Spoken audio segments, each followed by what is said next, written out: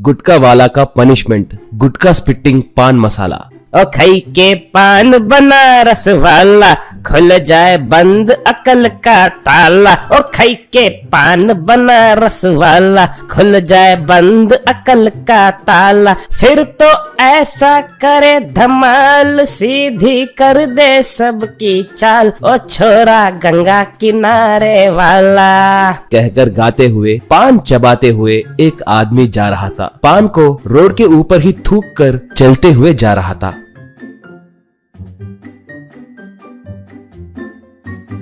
उसका नाम सिकंदर था। उसे जहां देखो वहां थूकने की आदत थी।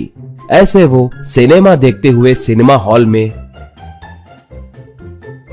लिफ्ट चढ़े तो लिफ्ट में,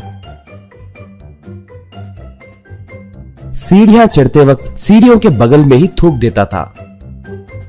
ऐसे कोई जगह नहीं बची थी जहां इसने थूका ना हो।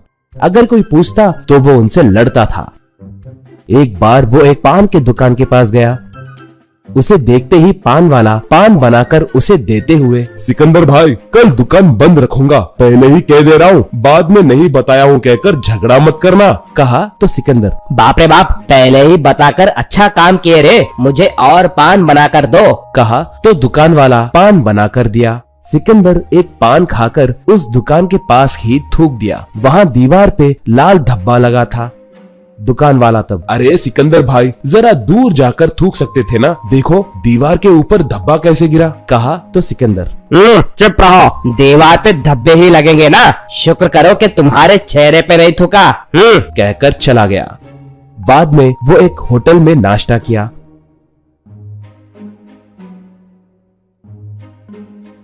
वहीं पान डालकर चबाने लगा। तब सर्वर आकर बिल दिया। उसे लेकर बगल में मौजूद एक फूलदान के पौधे को हटाकर वहीं थूक दिया। सर्वर तब, ये क्या सर, वहाँ क्यों थूके? कहकर पूछा। तब सिकंदर, एक गमला है ही थूकने के लिए ना, और पौधा है ही उसे छिपाने के लिए। ज्यादा टेंशन मत लो। कहकर उठकर चले गया। बाद में वो बस चढ़ा। बस में भी पान चबाते हुए बैठा था। इतने में बस एक जगह पर रुकी तो वो थुपैक कहकर पान को रोड के ऊपर ही थूक दिया। वो सीधे जाकर बस के बगल से गुजर रहे एक स्वामी जी के ऊपर गिरा। स्वामी जी ऊपर देखे तो सिकंदर पान चबा रहा था। स्वामी जी तब, वत्स, ऐसे थूकना गलत है ना, देखो तुम्हारा थूक मेरे ऊपर गिरा। कहा तो सिकंदर, ओह ऐसा क्या? अरे स्वामी, बस के एकदम बगल में से क्यों चल रहे थे? थोड़ा दूर चल सकते थे ना। ठीक है पैसे दूंगा, एक पानी की बोतल खरीद कर धो लेना, ये लो। कहकर पैसे फेंका। स्वामी जी तब, तुम्हें पान चबाने की आदत के साथ साथ चर्बी भी बहुत चढ़ी है मूर्ख, अब इन्हें कम करने का समय आ गया है। कहकर कमंडल से पानी निकालकर उसके ऊपर छिड़क कर चला गया। सिकंदर तब, हेलो स्वामी जी, रुको, अब मैं बंदर या कुत्ते के जैसे बदल जाऊंगा क्या? कैसा श्राप दिए, बिल्डअप की कोई कमी नहीं है। कहकर उनका मजाक उड़ाते हुए हंसने लगा। बाद में वो रोड पे जाते हुए थूका तो वो थूक दीवार पे गिरकर फिर से आकर उसके मुंह पर ही गिरा। वो आश्चर्य में पड़कर फिर से थूका तो वो फिर से आकर उसके मुंह पे गिरा। ऐसे तब से वो जहां कहीं भी थूकता तो वो थूक उसके मुंह के ऊपर आकर गिरने लगा। इससे उसका मुंह और उसके कपड़े सब थूक से लाल लाल हो गए। घर आने के बाद उसके हुलिये को देखकर माता पिता दंग हो गए। सिकंदर उनसे जो बीता वो सब बताया। पिता तब, निकम्मे, तुम्हें अब तक समझ नहीं आया क्या? ये उस स्वामी जी का ही श्राप है। तुम जहाँ कहीं भी थूकोगे वो थूक तुम पर ही गिरे जैसे उन्होंने श्राप दिया है। जाओ, जाकर उनके पैरों पे गिर के उनसे माफी मांगो। कहकर डांटे।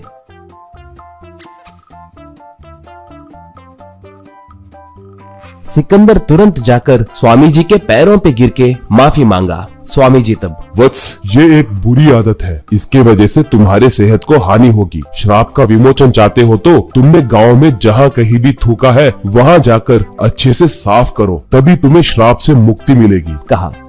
बस सिकंदर एक बकेट भर पानी और एक झाड़ू लेकर उसने जहाँ जहाँ थूका है वहाँ अच्छे से साफ किया।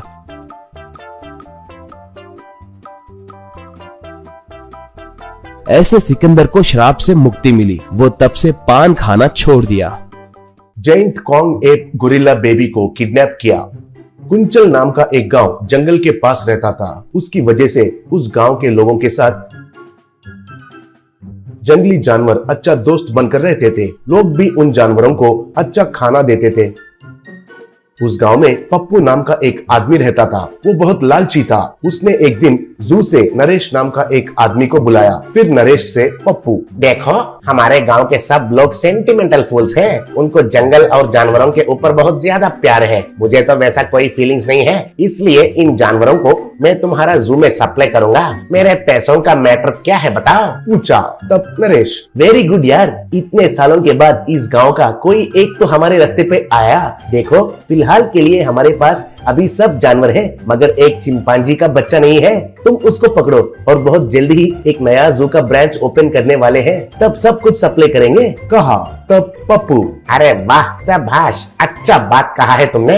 देखो मैं अब कैसे करता हूँ, सिंपल है। चिंपांजी के बच्चे को सिर्फ 4 रोटी का टुकड़ा दिया तो वो हमारे पास आ जाते हैं, और उसमें थोड़ा सा नशा का दवाई मिलाया तो वो आराम से सो जाएंगे। नींद से उठने तक वो चिंपांजी का बच्चा आपके जू में रहेगा, इसलिए तुम शाम तक ट्रेन में रेडी रहो, कहा। तब नरेश ने ठीक है कहकर वहां से चला गया। फिर उसके थोड़ी देर के बाद पप्पू उसका दोस्त किरण को लेकर जंगल में गया। वहां पर रहने वाला सब चिंपांजी को रोटी के टुकड़े दिया। उसके वजह से सब चिंपांजी और उनके बच्चे बेहोश होकर गिर गए।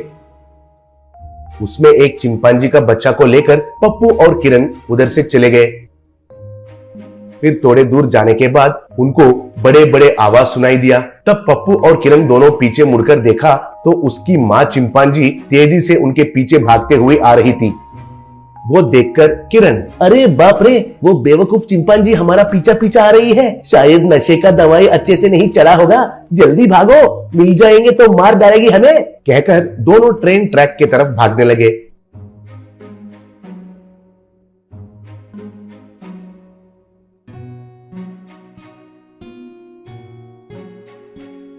उनके पीछे चिंपांजी भाग रही थी। फिर थोड़े दूर जाने के बाद रेलवे स्टेशन पहुंचने के बाद नरेश को वेट करते हुए देखकर उसको वो चिंपांजी देकर वे लोग उधर से भाग गए। उसके बाद ट्रेन भी उधर से निकल गई। बेचारी उस चिंपांजी को उसका बच्चा छूट गया। फिर शाम को किरण और पप्पू गांव चले गए। वहां गांव में जाने के बाद सब चिंपांजी वहां पर थे। फिर पप्पू और उसके दोस्त को देखकर उस गांव का बड़ा आदमी, अरे ओ नालायक कहीं के, आइए आइए, तुम्हारे लिए ही चिंपांजी वेट कर रहे हैं। तुम लोगों को टुकड़े टुकड़े करके खाएंगे कह रहे हैं, फिर भी कोई माँ से बच्चे को दूर करता है क्या, बेकार के येड़े कहीं के, कहा।